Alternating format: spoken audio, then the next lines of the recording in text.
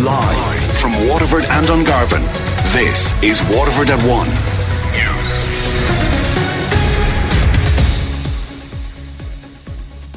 Good afternoon, I'm Sinead. Aherne. Today's top stories. Former Debenhams workers in Waterford say they'll occupy the store in City Square for as long as it takes to get the redundancy package they want.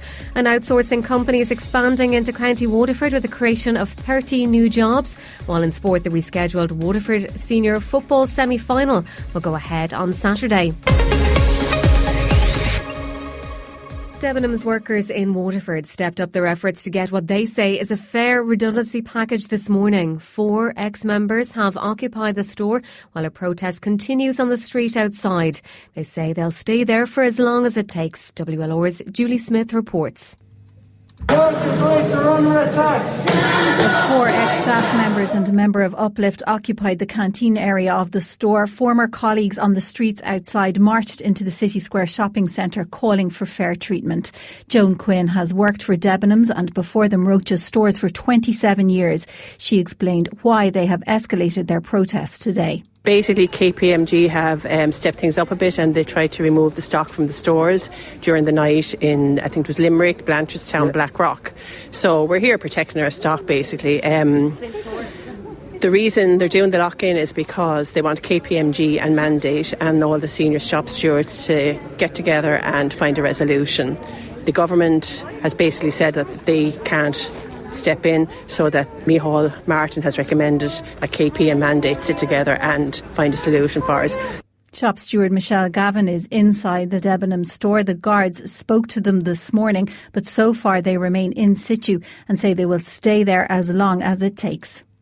Well, it is a concern and, but we'll just have to take it as it comes and hope that the Gardaí will understand that, we felt we were left with no choice, especially after what happened with the Joan Collins motion last week. It was very devastating for us. I just hope that they understand where we're coming from. Supporting the workers today were local councillors, Unite in the Community and Sinn Féin TD David Culnan, who wants to see the legislation changed so this doesn't happen again. And I would appeal to Fianna Fáil and Fine Gael especially to support that type of legislation so that we don't continuously end up on these type of picket lines where workers have to occupy buildings to get very, very basic levels of protection. And this is coming again, by the way, at a time when the government are hiring special advisors, when TDs are going to get a pay increase, which I won't be taking next week. So the optics of that and the politics of that and the justice in that is wrong. So I think for all those reasons, the government has a moral and a political obligation to act to ensure that these type of things don't happen again. The 14-day incidence rate of COVID-19 in Waterford has dropped considerably. The incidence per 100,000 population is now 67.1. That's down from a high of 98.1 last week. According to the Health Protection Surveillance Centre, 78 cases of COVID-19 were diagnosed in Waterford in the 2 weeks up until midnight on Saturday. The 14-day incidence nationally has risen again from 80 to 84 cases per 100,000. In the 2 counties under level 3 restrictions, Donegal has risen to 178 from 178 to 185 and Dublin from 148 to 152.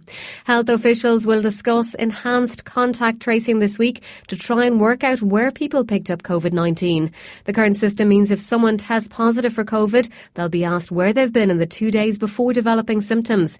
If health officials can't pinpoint what setting the case is linked to, it's recorded as community transmission. That's accounted for 60 of yesterday's 430 new infections, the highest daily increase since the end of April. Professor Sam McConkey says there's a lot that can be done locally. We heard Stranorlar and Lifford have a lot of cases. That's where, we need local teams of contact tracers asking, where have you been for the last 2 weeks? Going to those businesses and homes that the people have been in who've got COVID and asking, maybe you should do a deep clean. Here's the cleaning materials. Here's somebody can help you with the clean. Maybe all the people living in those homes and working in those businesses need to be on high alert for the fact that they might get COVID. And if any of them are close contacts, to stay self-isolated. 30 new jobs are being created in Dungarvan. Zivas Communications, a Cork-based outsourcing company, is expanding into County Waterford.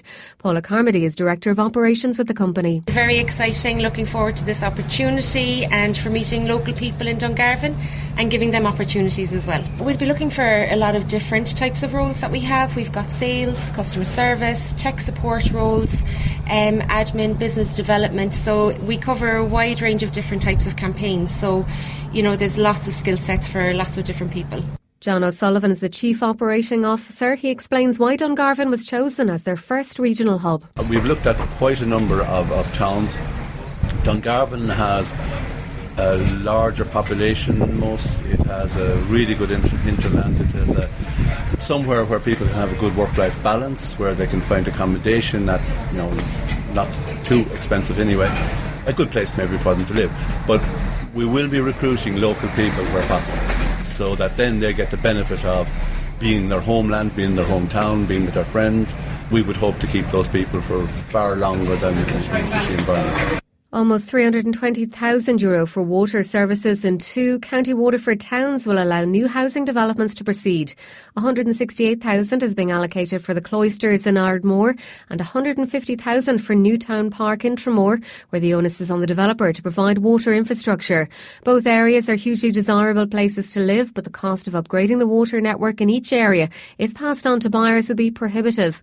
Ardmore Councillor Tom Cronin says he expects planning permission to be submitted in the next fortnight for 15 affordable and 15 social houses. I'm over the moon for that because, to be fair, we had a serious issue in Ardmore, and probably like most seaside resorts, when a house became available or was up for sale in Ardmore, the locals weren't in a position to buy it because outsiders were coming in and they were giving prices that the locals just could not afford.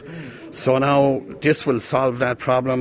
Eamon Quinlan's a Tramore Waterford City West-based councillor. He explains what the upgrades will mean. That not only will allow, I suppose, the current residents to have an enhanced service, not only will it allow us to take several estates in charge, to take on their footpaths, lights, hedging and all this kind of thing, but more importantly it opens up additional lands outside the town for the town to expand into, build new estates, new houses.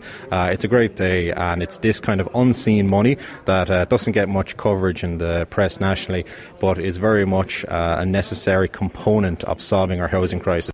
US President Donald Trump has rubbished reports on his tax returns as fake news. According to a damning New York Times investigation, Mr. Trump paid just $750 in federal income taxes in 2016, the year he won the presidency.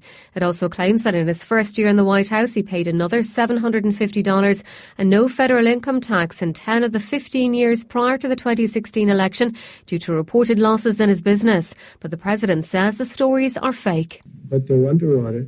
And when they're not, I would be proud to show it, but it's just fake news. The New York Times tried it, the same thing. They want to create a little bit of a story, they're doing anything they can. Not only that's the least of it. I mean, the stories that I read are so fake. Sports News on WLR.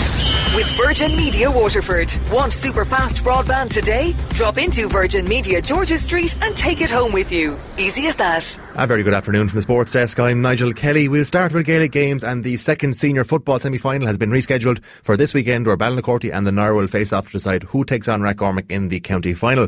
The game was originally set to be played last Saturday the 26th. The fixture was moved forward to tonight, but last night that was changed to this Wednesday. It has now been set for this weekend, Saturday, October the 3rd at 7 o'clock in the Fraher Field, and it is now expected that the final will be played next weekend, most likely Sunday the 11th.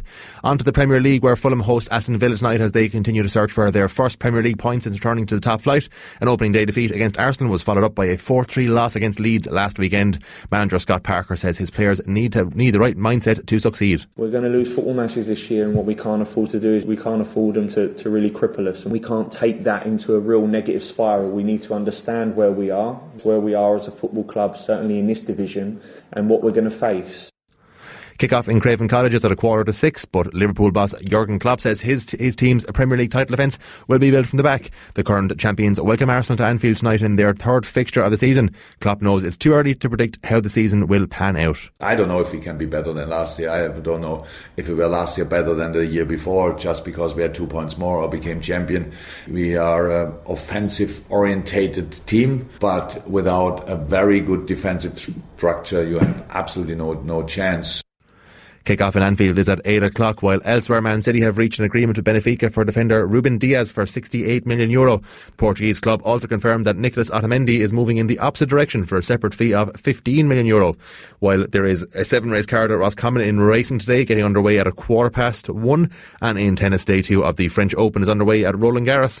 Rafa Nadal and Serena Williams are both in their first round action later on. Sports news on WLR is thanks to Virgin Media Waterford. WLR asks you to keep Waterford safe by reducing your social contacts.